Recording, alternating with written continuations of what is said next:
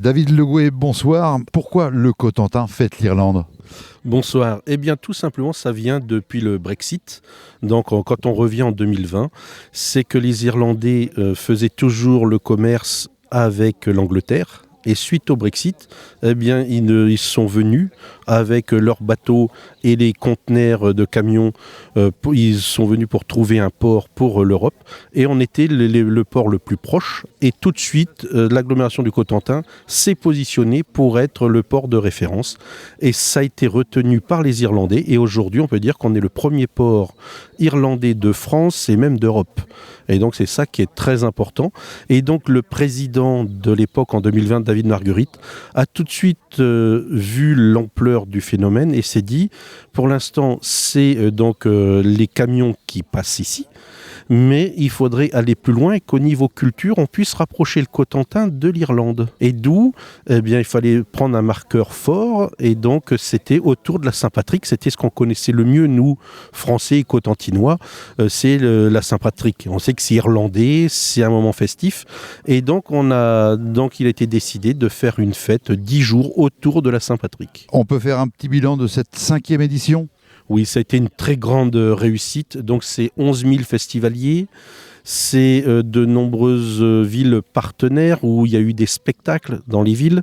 Et puis, c'est 70 partenaires, dont 2 représentants ici, le podium des Pieux, et puis la brasserie Ferré, et puis donc multiples autres. Et donc, ça a été vraiment une belle édition. Vous avez évoqué un potentiel jumelage entre le Cotentin et l'Irlande. Qu'en est-il ?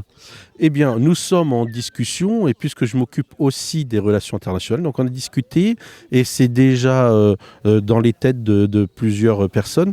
Et donc, on aimerait justement aller plus loin que Cotentin fête l'Irlande pour avoir des choses et de lier surtout le Cotentin à l'Irlande et de faire un jumelage alors qui prendrait le comté de Wexford avec le Cotentin, donc l'ensemble des Cotentinois, et aussi Cherbourg et la ville de Wexford, qui est le port, et donc il y aurait la partie ville et puis la partie Cotentin. Un tel événement nécessite un budget. Pouvez-vous nous donner quelques chiffres ?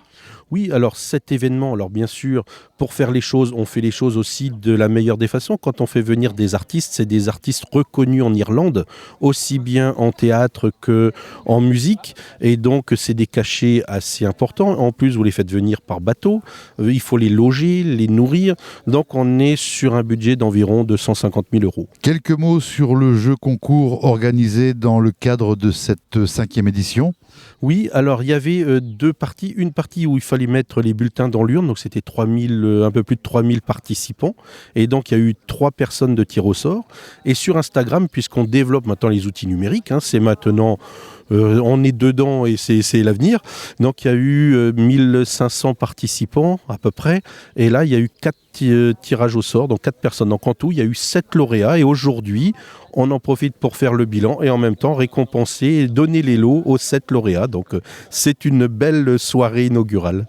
Et pour terminer, vous êtes prêts pour l'édition 2027 ? Exactement, et comme on disait tout à l'heure, là elle va revenir autour de la Saint-Patrick, donc du 12 au 21 mars 2027. Et donc déjà les équipes sont déjà au travail pour la prochaine édition, parce que même si ça dure que 10 jours, il ne faut pas oublier que c'est un an de préparation. Donc c'est toujours très long, mais c'est pour le bien de tout le monde, et donc on espère avoir encore plus de monde l'année prochaine et avoir un plus bel événement.